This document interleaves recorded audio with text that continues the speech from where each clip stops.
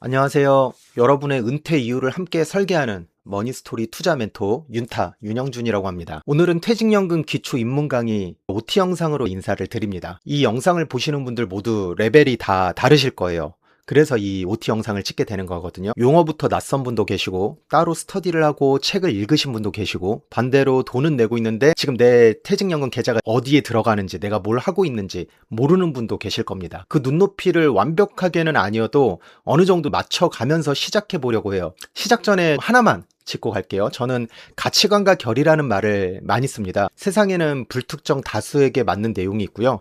특정 소수에게 맞는 내용이 있어요. 특히 투자와 돈은 나에게 맞는 결이 중요합니다. 내가 수비적인 사람인데 단타가 유행한다고 단타를 하면 그게 잘 될까요? 나는 느리고 살면서 예적금밖에 안 해봤는데 투자 경험 변동성을 견디는 정도, 그리고 심지어 직업까지도 내 성향 따라 정해지는 부분이 있거든요. 그래서 오늘 이 시간은 저와 여러분이 주파수를 맞추는 시간이라고 생각해 주시면 좋을 것 같습니다. 결이 맞으면은 같은 내용도 훨씬 재밌고 몰입감 있게 들어오거든요. 참, 제 속에 투자 멘토라는 용어가 붙잖아요. 그럼 일반 강사랑 뭐가 다르냐? 사실 딱 하나밖에 없습니다. 직접 투자하는 개인 투자자라는 뜻입니다. 내 돈을 넣고 하는 거거든요. 그래서 강의만 하는 강사분들도 간혹 계시잖아요. 현장에 없을 가능성이 높습니다. 근데 내 돈을 넣고 투자를 하는 사람은 전달하는 내용의 무게감 자체가 다르다고 생각을 해요. 제 주변에도 있고 금융권에 잠깐 있었기 때문에 자산운용사, 증권사를 다녀도 다 투자를 잘하는 거는 아니거든요. 못하는 경우도 간혹 있습니다. 오히려 더 많이 알다 보니까 너무 안 좋은 사례들을 보다 보니까 예적금만 하는 친구들도 있고요. 또 자기 돈을 넣고 하는 거랑 남의 돈을 넣고 하는 것은 완전히 다르다고 생각을 합니다. 그리고 또 하나, 투자는요, 처음에는 생각을 많이 하게 됩니다. 머리로 하게 되지만 의사결정의 마지막에는 결국엔 가슴으로 하게 되거든요. 요거 아마 부동산 매입할 때도 그렇고 매수할 때도 그렇고 여러 가지 돈이 많이 들어가는 큰 의사결정에서는 마지막에는 결국에는 이 가슴으로 하게 되는 경우가 많습니다. 그래서 이런 얘기를 하죠. 너무 돌다리 두드리다가 강물 넘쳐 흐른다. 뭐 그런 얘기 부동산에서도 많이 나오잖아요. 오늘이 가장 싸다. 물론 아무 생각 없이 마구 어떤 종목 보고 SNS, 유튜브 보고 하는 것도 문제지만 너무 신중하게 계속 공부만 하다 보면 세상을 너무 책으로만 보려고 하면은 내 중심으로만 보게 되거든요. 세상을 좀 자본가의 입장에서, 상대방의 입장에서. 저도 사실 이 OT 영상을 찍는 게 제 중심이 아니고 지금 이 영상을 듣는 고객분들의 입장에서 그들의 고민과 문제점을 해결하려는 생각으로 가는 거잖아요. 단순하게 돈만 번다 이러면 저는 제가 10년 동안 이 업계에서 버티진 못했을 겁니다. 그래서 오늘 그 현장의 이야기로 말씀을 드리려고 합니다. 생각과 결정이라는 거는 제가 카페에서도 계속 오랫동안 했던 이야기고요. 그냥 하는 얘기 아니고, 잠깐 이야기 드리자면 카페에서는 저는 지금 딱 10년 넘었더라고요. 10년 동안 계속 5,000개 넘게 글을 쓰니까 나중에 영상을 보고 저와 결을 더 맞추고 싶으신 분들은 제가 최근에 쓴 글들 한 100개 정도 보시면 좋을 것 같습니다. 이게 크게 어려운 자격증은 아니고요. 공인재무설계사, CFP, AFPK 다 이렇게 있는데 다른 것들은 자격증을 유지를 하지는 않고 있고 그냥 따면 끝인데 제가 이렇게 유지를 하고 있습니다. 이 마스킹된 거는 번호고요. 그래서 취업용으로 금융권에서 하시는 분들이 이게 많이 따는데 저는 그냥 이 자격증을 그래도 유지하자, 학점 관리하고 또 가장 중요한 게 윤리교육 학점이거든요. 그래서 저 자격증이 있다고 해서 투자를 잘한다? 전혀 그렇게 생각하진 않아요. 당연 별개입니다. 그럼에도 불구하고 제가 자격증을 유지하고 앞으로도 계속 따고 이렇게 하는 이유는 그래도 좀 공부를 하려고 인내심, 엉덩이 무게를 유지를 해야지 세상이 변화되는 것도 공부도 하고, 이 퇴직연금 자격증도 그렇게 오래되진 않았거든요. VOD 녹화하는 시점에서 계속 공부를 하고 자격증을 꾸준하게 따는 이유도 바로 이런 겁니다. 저도 공부를 한다.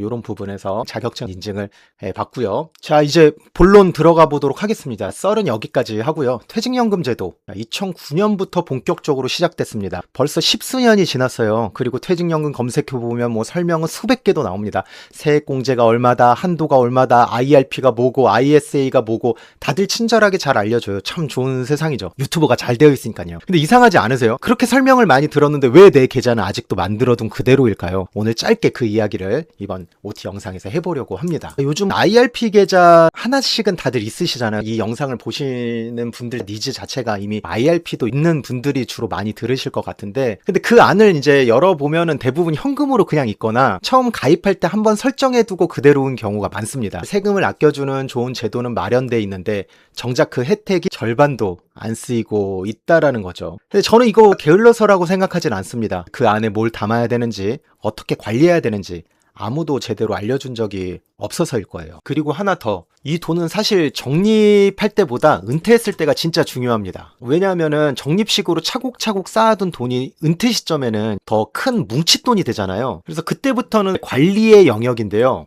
제가 주식이든 부동산이든 인생도 그렇고 늘 리밸런싱이 중요하다고 말씀을 드려요. 일만 해서도 안 되고 쉬기만 해서도 안 되듯이 오른 자산은 나눠서 팔기도 하고, 그렇게 만든 현금을 안전자산이라고 하는 금이나 요즘에는 달러, 때로는 현금 그대로 옮겨두기도 하고요. 이런 리밸런싱을 아무도 알려주지 않았습니다. 제도 설명은 넘쳐나는데 정작 그래서 뭘 사야 하지? 어떻게 관리하지? 에 답해주는 사람이 없었던 거죠. 오늘은 그 빈칸의 큰 그림을 잡아드리고 본 강의에서, 라이브에서, 현장에서 여러분의 실제 계좌로 채워드리겠습니다. 자, 이제 본격적인 내용이 들어갈 건데요. 그런데 이거 사실 세 글자, 1분 암기예요. 저는 재테크에서 투자에서 암기가 정말 중요하다고 생각합니다. 공부의 기본을 이해라고 생각을 하시는데 이해되시나요? 이렇게 하는데 저는 암기하라 그래요.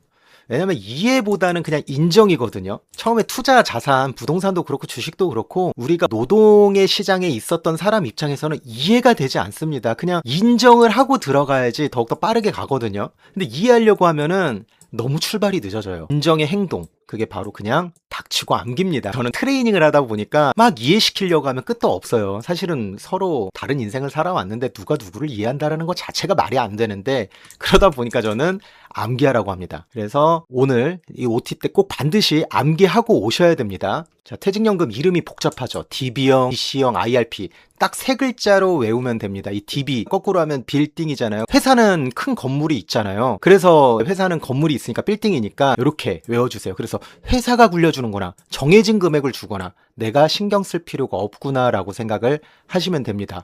참 쉽죠? DB, 그 회사 이름도 있으니까, 그죠? BC는요, 우리가 어떤 사람을 칭할 때 요즘에는 잘 안 하긴 하지만 C, 윤씨 이럴 때 사람입니다. 그래서 이거는 뭐다? 회사가 돈은 넣어주되 굴리는 건 나다, 이렇게 생각을 하시면 돼요. 참 쉽죠? DB는 회사, 빌딩을 가지고 있으니까 DC, C, 사람, 윤씨 이러면서. 자, IRP는요, I입니다. I. 맨 앞자에 나 자신입니다. 퇴직금을 한 곳에 모아주고요, 뭐 추가 납입으로 세액공제까지 받는 나만의 저금통, 인디비주얼 이라고 하잖아요. 그래서 내가 하는 거예요. 강제성 있는 것도 아니고 내가 추가적으로 하는 겁니다. 외우셨죠? 빌딩 C, 그리고 IRP는 나, I 해서 이렇게 되면 큰 틀은 이제 끝난 거고요. 여기서 진짜 중요한 얘기를 해야 돼요. 이 세 개는 전부 다 그릇입니다. 세금을 아껴주는 그릇, 모양만 조금씩 다를 뿐이에요. 그런데 많은 분들이 그릇 고르는 데만 에너지를 쓰고 정작 그 안에 뭘 담을지는 고민하지 않습니다. 결과를 가르는 건 사실은 그릇이 아니라요, 그 안에 내용물인데, 그죠? 자, 그럼 그릇에 뭘 담을까요? 먼저 제가 큰 틀로 잡는 비율이 있습니다. 7대3. 7대3. 밸런싱. 이 숫자 자체에 너무 집착하실 필요 없고요. 8대2로 한다고 크게 달라지는 것도 없습니다. 다만 이 정도의 밸런싱, 이 정도의 비율이 심리상으로 사람들이 느껴지는 편안함이라고 하더라고요. 그래서 7대3. 으로 이렇게 한번 정해봤습니다. 그래도 하나의 기준은 있어야 되잖아요. 그래도 깔끔하게 뭐 65대 35 이런 건 별로야. 그냥 7대3이 저는 가장 깔끔하다고 생각을 합니다. 8대2도 상관없어요. 핵심이 뭐냐면은 위험자산이라고 하면 진짜 위험한 건 줄 아는 분들이 많은데 위험의 진짜 이름은요, 변동성입니다. 자, 변한다라는 거예요. 그런데 저는 이 변동성을 위험이라고 읽지 않습니다. 저는, 그리고 저와 함께하는 분들에게는 기회, 그리고 수익이라고 읽어요. 변동성이 없는 곳에서는 수익도 없습니다. 투자 세계는 그래요. 그래서 변동성이 없는 곳에 수익이 있고 기회가 있다라고 생각하시는 분들은 투자를 하면 안 되는 거예요. 저축의 세계로 가셔야 됩니다. 투자의 세계에서는 변동성이 곧 수익입니다. 누군가는 고점에 물리겠지만 어떤 좋은 게 떨어져가지고 누군가에는 기회도 생기고, 위기와 기회가 동시에 존재한다는 거죠. 똑같은 IRP 계좌를 가진 두 사람이 있다고 해볼게요. 한 사람은 그냥 현금으로 뒀고 한 사람은 자기 나이에 맞게 자산을 담아뒀어요. 10년이 지나면 이 둘의 계좌는 완전히 다른 이야기가 됩니다. 제도가 달라서요? 아니요, 그릇은 똑같거든요. 안에 뭘 담았느냐, 그 차이입니다. 현금으로 방치하면 인플레이션한테도 줍니다. 그건 좀 아깝잖아요. 퇴직연금 계좌에는 한 가지 규칙이 있습니다. 위험자산. 그러니까 주식 같은 거는 최대 70%까지만 담을 수 있어요. 그래서 제가 아까 7대3으로 굳이 또 이야기를 드린 겁니다. 나머지 30%는 안전자산으로 채워야 되고요. 노후자금이니까 제도적으로 안전장치를 둔 거죠. 그래서 핵심은 이거예요. 그 70%를 내 나이와 성향에 맞게 어떻게 구성하느냐. 사람마다 라이프 사이클, 가치관, 결혼 여부, 자녀, 물려받는 자산까지 변수는 많지만 나이만 놓고 큰 틀로 보면 이렇습니다. 30대, 40대는 아직 시간이 있으니까 성장 중심으로 가고요. 제가 속된 말로 20대한테는 뺑이도 좀 쳐라. 너무 효율성만 바라지 마라. 이렇게 얘기하는 사실 영포티 꼰대인데요.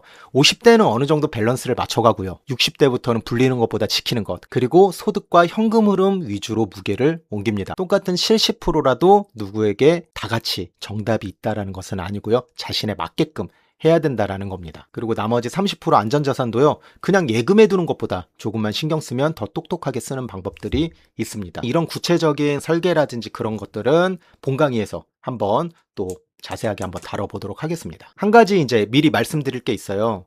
해당 클래스에서는 특정 종목이나 특정 상품명, ETF 티커 같은 건 언급하지 않습니다. 개별 상담이 아니라요. 여러분들 스스로 판단할 수 있는 원칙과 기준을 드리는 시간이니까 아마 이게 그리고 더 좋을 거예요. 왜냐면은 사실 그 종목이랑 이런 것들은 영원하지 않거든요. 근데 기준과 관점 이런 걸 가지게 된다면요. 거기 안에서 내가 대응할 수 있는 힘이 있어서 종목은 사이드에 불과하다는 것을 알게 될 겁니다.